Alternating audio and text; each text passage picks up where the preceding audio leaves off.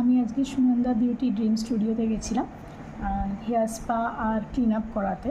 তো আমার কাছে আমার এর আগের ছবিটা যদি থাকতো তাহলে আমি বোঝাতে পারতাম যে কতটা ট্রানজিশন হয়েছে। বাট আমার ভীষণ হেয়ার ফল হচ্ছিলো এবং আমার ড্যান্ড্রফ হয়ে পুরো একদম স্কাল্পে আর কি বসে যেত। তো আমি জাস্ট কেরাটিনও করাইনি, এবারে জেনারেলি আমি দিদির কাছে গেলে কেরাটিনই করাই, এবারে নর্মাল স্পা করিয়েছি। তো তাতেই চুলটা মানে আমি হাত দিলে জাস্ট ডিফারেন্সটা বোঝা যাচ্ছে এবং আমার স্কাল্পও পুরো ক্লিন হয়ে গেছে। অ্যান্ড ক্লিন আপ করে মানে পুরো ট্যান হয়ে গেছিলো, প্যাচেস হয়ে গেছিলো, ডার্ক ডার্ক আর কি রোদে বেরিয়ে বেরিয়ে। তো সেটাও অনেকটা ফ্রেশ লাগছে। আমি জানি না ক্যামেরায় কতটা বোঝা যাচ্ছে, বাট ভীষণই স্যাটিসফাইড আমি প্রত্যেকবার যখনই যাই। মানে আজ 2 বছর অলমোস্ট যাচ্ছি। আমার স্কিন অনেক বেটার হয়ে গেছে। আমার হেয়ার, স্পেশালি হেয়ার, মানে স্কিনটা তাও ঠিক আছে, একদম খুব একটা খারাপ কন্ডিশন ছিল না, টাচউড।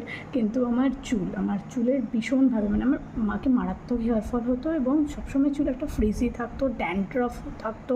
মানে আমি ঠিক বুঝে উঠতে পারতাম না। একটা টাইমে আমার মনে হতো যে একদম ন্যাড়া হয়ে গেলে বোধহয় হয়তো এটা বেস্ট সলিউশন হবে আমার জন্য।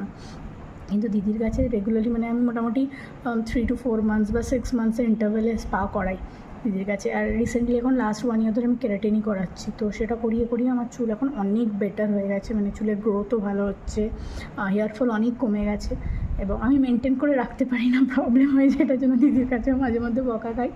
কিন্তু মানে জাস্ট আমি ভীষণই স্যাটিসফাইড। অ্যান্ড আমি সাজেস্ট করবো, মানে আমাদের জনাই বা জনাইয়ের আশেপাশে যে যতজন যেখানেই আছে সবার দিদির কাছে আসা উচিত।